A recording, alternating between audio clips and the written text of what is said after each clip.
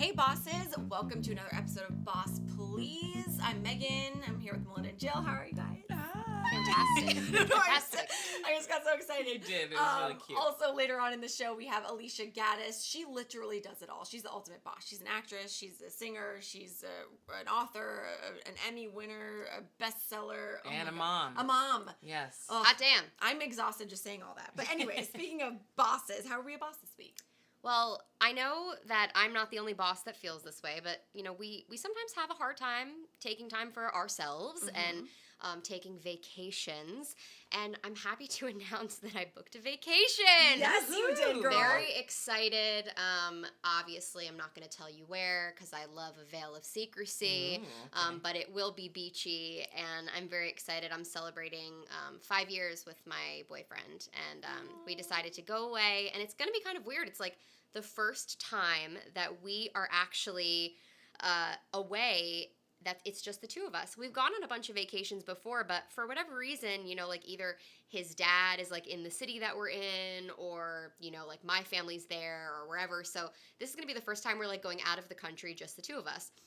So like I thought that was pretty boss. And pro tip, double bossness, we booked it on Costco Vacations. What?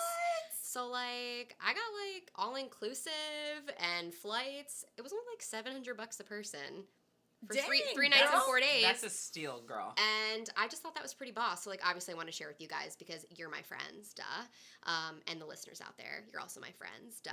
So, yeah, Costco Vacations, like, super amazing. And we got, like, points for it and everything. So, yeah, I'm just feeling really bossy. Do you want to know a confession? What? I've never been inside a Costco. Oh, wait a minute. She hasn't eaten a tamale. The list just keeps on growing. Wow. No, I mean, we don't have Costco in New England. But you have Sam's Club? We have Sam's Club. Yeah, we have it's like BJ's Sam's Wholesale. Costco's way better than Sam's Club. I Let's I just hear put all that the out rage there. about Costco. Okay. I'm going to take you to Costco. Okay, we need to go. You could be And my have first- then we'll have a tamale. Okay, Yes. perfect. I bought my tamales at Costco. Oh, and do you know what Robex is? Yeah. She doesn't know what Robex is. Oh, it's juice. It's delicious. It's Yeah, like you told me. it's way better than Jamba.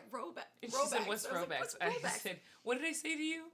I forget what you said, but I was thinking about. I said you need to get out more. I thought it was or something like Sears that. and Roebuck or something. I was Oh, like, Roebuck. Yeah, no, all the East Coast listeners are like, what are you talking about? Oh my gosh, I know. Malynda, I've clearly seen you be nothing but a boss this week because I've been by your side. Yes, per you usual. have. But how have you been particularly boss this So week? I took on a task that I probably shouldn't have, but I'm all about charity and giving back and doing good things and blah, blah, blah, blah, blah. So I organized the rummage sale for my church because we're raising funds for all of our community outreach programs. And I will never do that again. But I'm literally wearing a sweater right now that I got from the rummage sale this morning. See, the funny thing is when you say church is having a rummage sale, everybody finds that as an opportunity to get rid of all the crap that they were never going to take anywhere or sell themselves. Yeah. So we had so much stuff. We literally had a mini Goodwill store, Yeah, right? It was yeah. the size of a Goodwill store.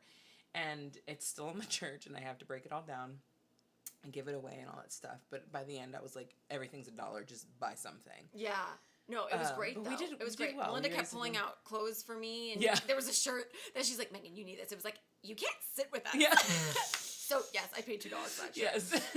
Yeah, no, it was great. How are you a boss, So I was a boss because, well, I did help you with the rummage sale. You did. And honestly, like, I mean, Melinda's been like, not like forcefully making me, but like she's like, you should come to church more. And I have. So I've gone 2 weeks in a row. I'm proud. I've been one with the Lord for the past 2 weeks. And that's pretty boss. I would say. I love it. I love it. Yeah, I'm trying to be. You're getting more involved. I'm trying to be more involved, and I have my own little community. So There's yeah, a lot of people there too. there was a lot. I couldn't find parking. I was like, okay, God, you're great, but like, leave some room for parking, okay? You know. Okay, wait, I need to go back into my phone. guys. Okay. Oh, yes. Okay, so the topic of today, how do we make our own opportunities happen? I mean, that's part of being a boss, but how do we go about making that happen? I just do it. That's Yeah. literally short answer, yeah, yes. yeah. Well, it's kind of like interesting in the sense like of this podcast because we all have a ton of ideas all the time, and there are a ton of projects that never get off the ground. I was actually like cleaning out my inbox, and I found like a pitch thing that Megan and I were doing like 2 years ago, and I was like, speaking of which, literally saw the same pitch on a casting site with the same name. Yeah, so like obviously people are just like, there's bugs in my apartment, there's a bug on my phone, people are taking our ideas, like I get it.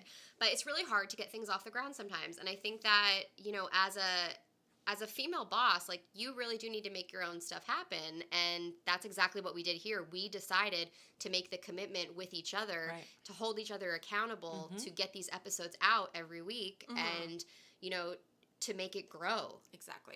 And it's amazing when things like that happen, but I do think that it has a lot to do with accountability, because we ourselves, you know, can start things, but sometimes you need somebody to be like, hey, what happened to that? Like, you do. Yeah, for sure. You absolutely You need do. a push. Totally. You need a push, because life becomes really overwhelming, and you stop doing these things. But like, you know, we've all, I'm glad that we're together in this group, because we've all at times have held each other accountable. Yes. Me in particular, for the most. Like, you both are like, Megan, you need to do this. And so I appreciate that.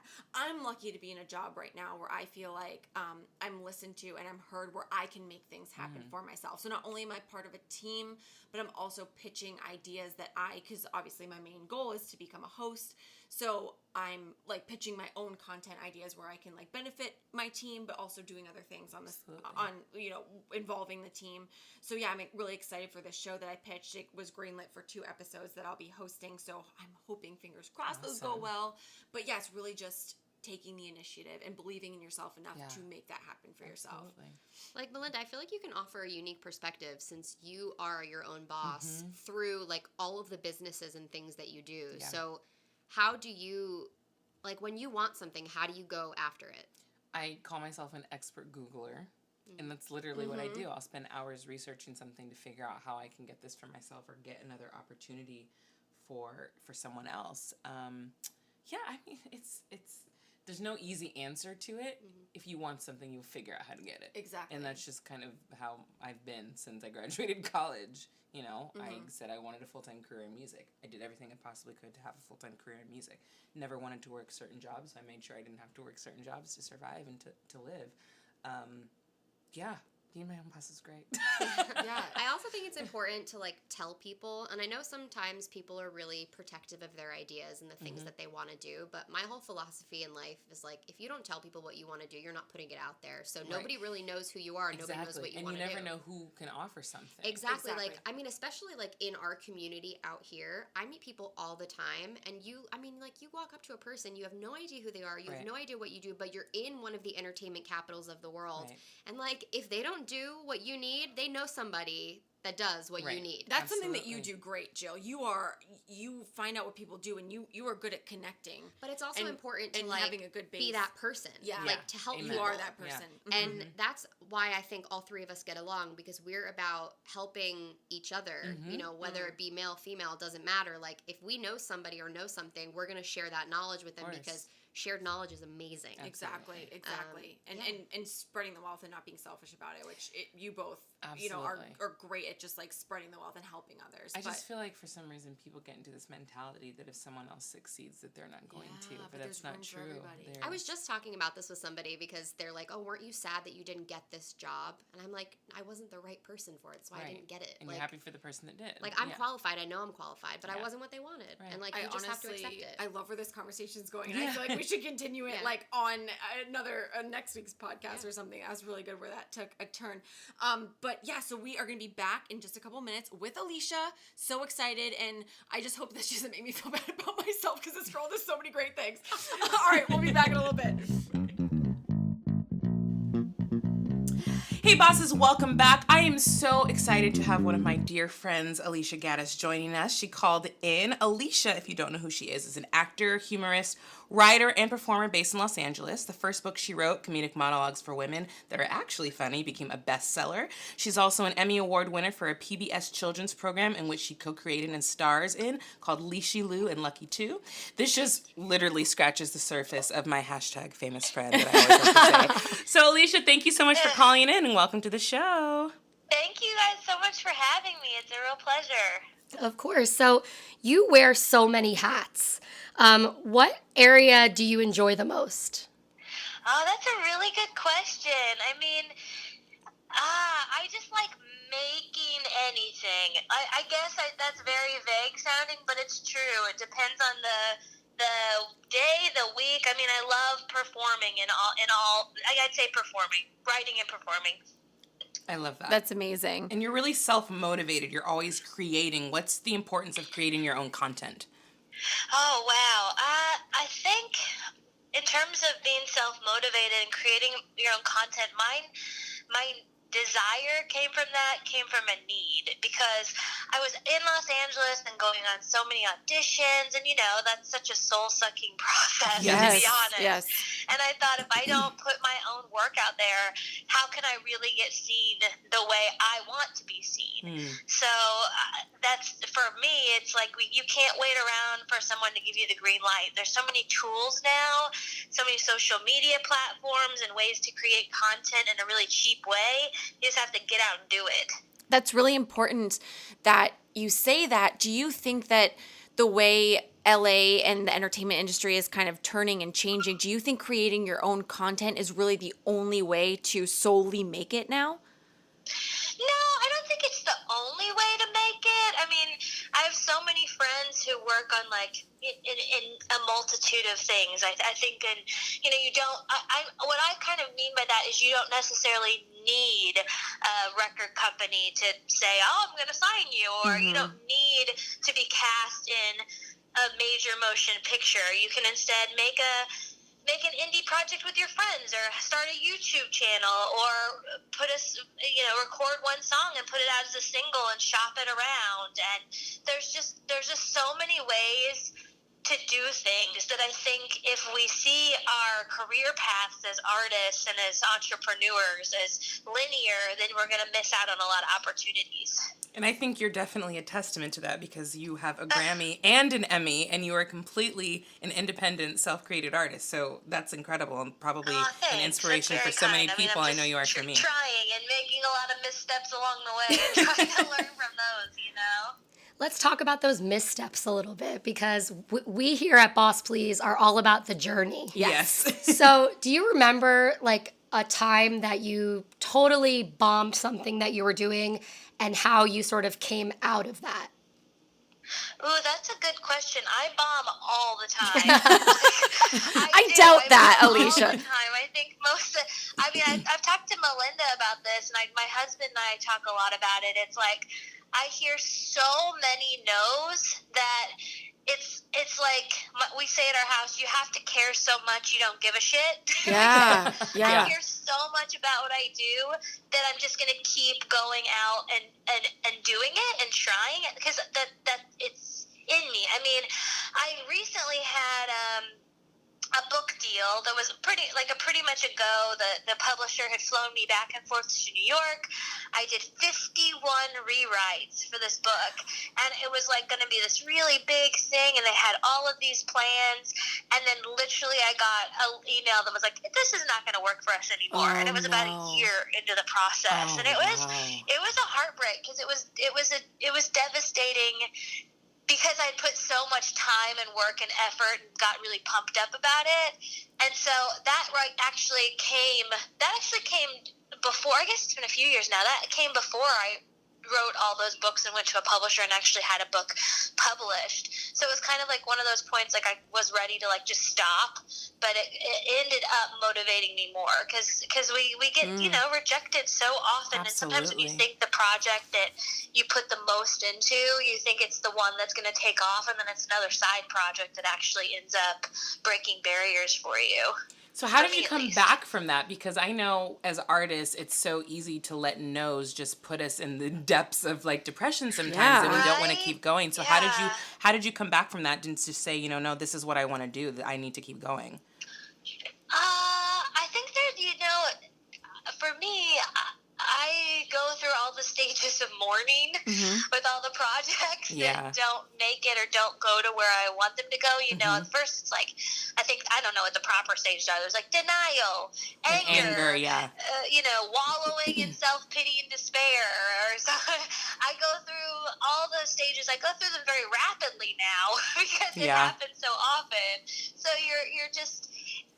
I recently had a child, and that's changed everything for me too, because my time is really limited. So I have to bounce back quickly because I don't have time to mess around. But it comes down from deep inside of me. I think a lot of the no's have really knocked me on my butt, and I think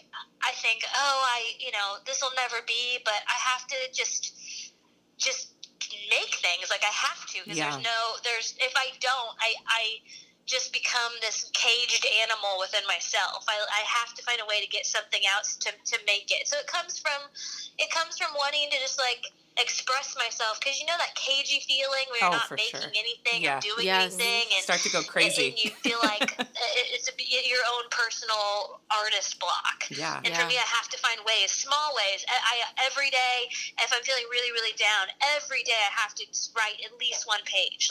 It can be I need to do laundry. This day sucks. It's really gloomy. I think this idea for a children's book. Sometimes things come out of that, but every day I have to do that. So eventually the ideas start flowing again.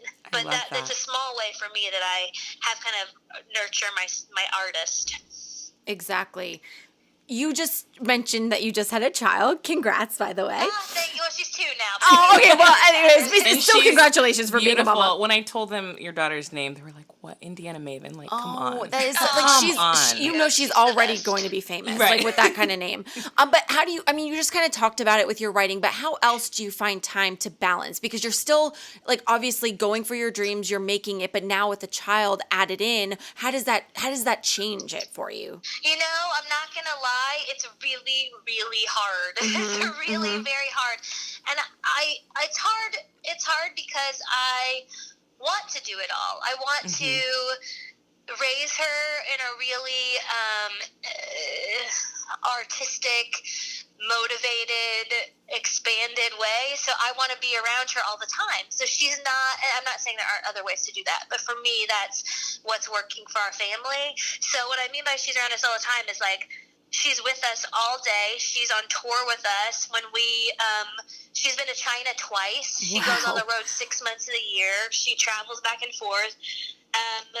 She's lived more of a life than me. She comes on set with us. We get sitters on set, and they're around, or they take her kind of around the surrounding neighborhoods.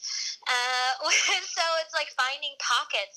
I honestly used to be able to stay up and work really late into the night, but then she gets up. There's no way when she gets up I can't ignore her. I have to get up every day at 7 o'clock, and it's a full-on situation. So I carve out little times. I'm in a writer's group with a bunch of fellow mothers, and they're all powerhouses and amazing, and sometimes we have to bring our kids, or we have a group or we leave our children with our spouses for a night reading. Or my husband is a songwriter and a musician, so he goes off to a lot of sessions. So we kind of balance. If he's off for a session, I'm concentrated with our daughter. If I have to go do this, we trade off, or we do them together. But it's really, really hard. And when I had the baby, my brain kind of went berserko. I couldn't remember things. For the first time in my life, I showed up an hour late to a gig. I mean, Malynda is one of the first ones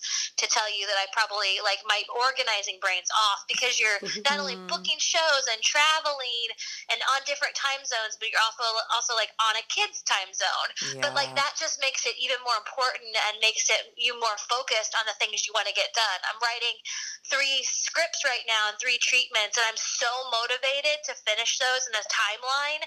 And so I know if I have a deadline for June 1st, I am going to do it, because I have to manage my time so much more wisely now.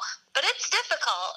She motivates me and inspires me, and I want to be a more powerful woman for her. I want to be this is what I'm doing, and I love that. You be a powerful lady too. And so that drives me, but it's hard. But I have a good community around me, and that's important too. Absolutely. It's been a really interesting time with female empowerment and women empowerment. And with you having a daughter, I just wonder, when you're raising her, what are you telling her? Because you are such a boss to us. Yes. So, what are you saying to her as far as being I really appreciate that, and I really I'm really intense, I think. Really weird way. I mean, on our bookshelf right now, in the room, every morning at breakfast, we have this book collection called Little People, Big Dreams. And it's all about the little version and the life stories of famous women. Right now, looking at, I'm literally in there, and it's Ella Fitzgerald, Rosa Parks, Audrey Hepburn, Frida Kahlo, who's over there, Amelia Earhart. Like, we have to, as we create these. She's hearing about these stories of women, all different types of women, all with different stories. Like, it's so important that she's raised a feminist. Yeah. And every day I tell her how smart, because we walk outside and we hear a lot, oh, she's so cute, oh, she's so adorable, and I'm like, oh, thank you, she's really, really smart. Yes. Like, I constantly tell her how smart she is, and I make her repeat back to me, I'm powerful, I'm brave, I'm smart, I'm kind.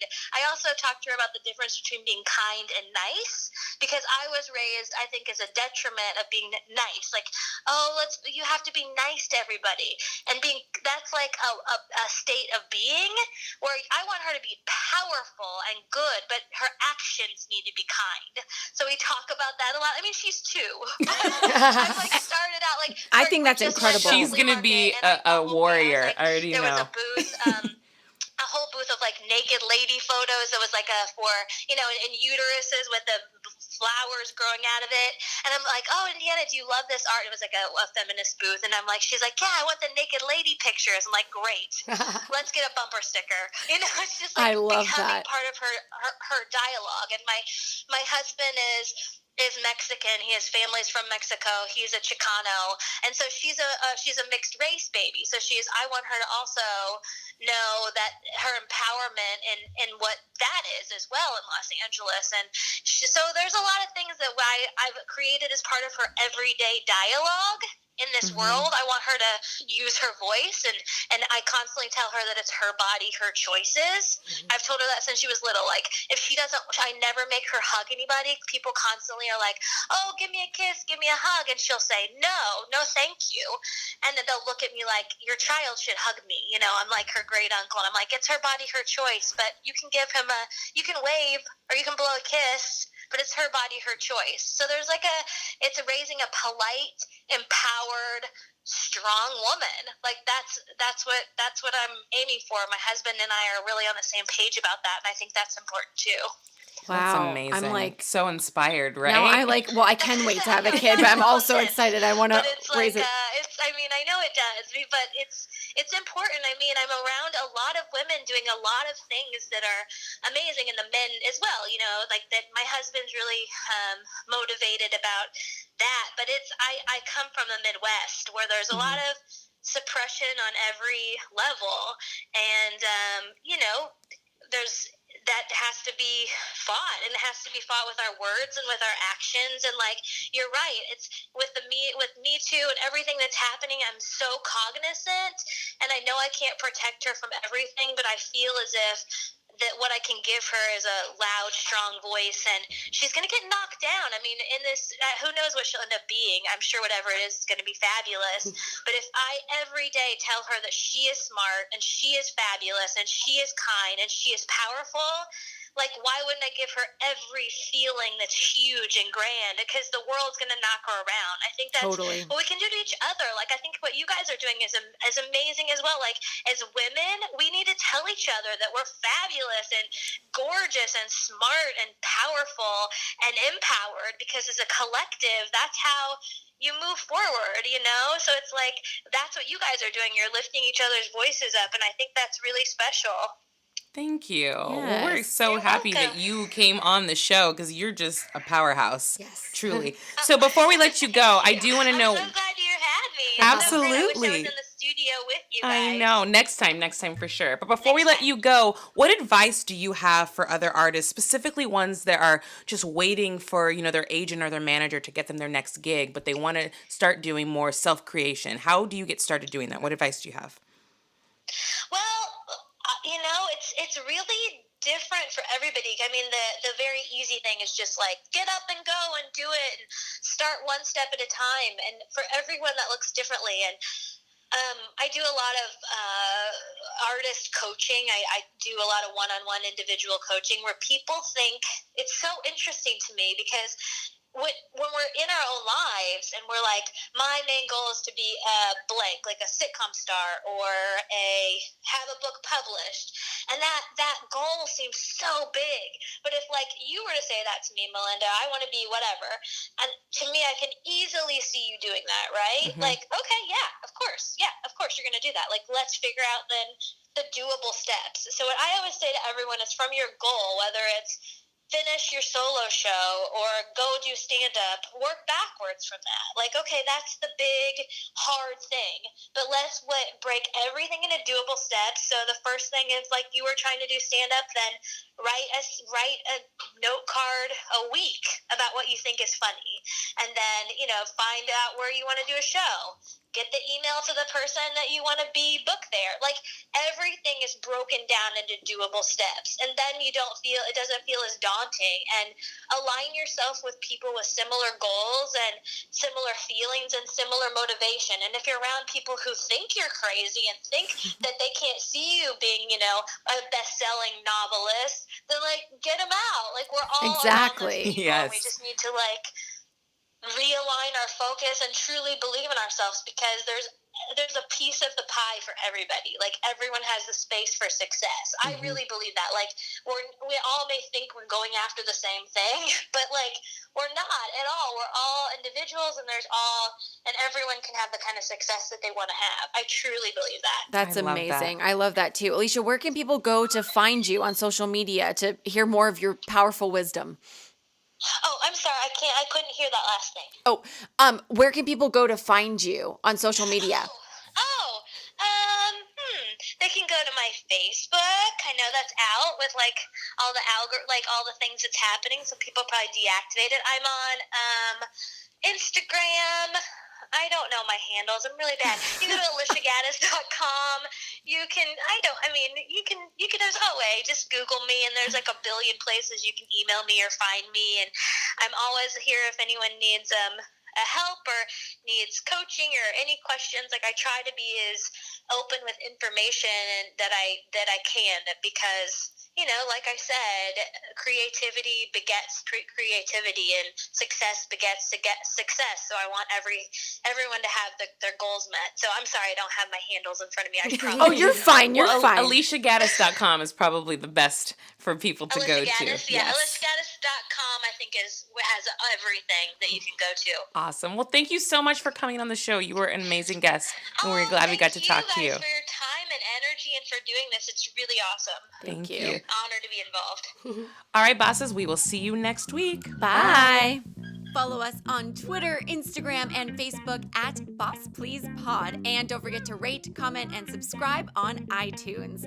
Navigate the path to your best self with us, because bossing together is always better.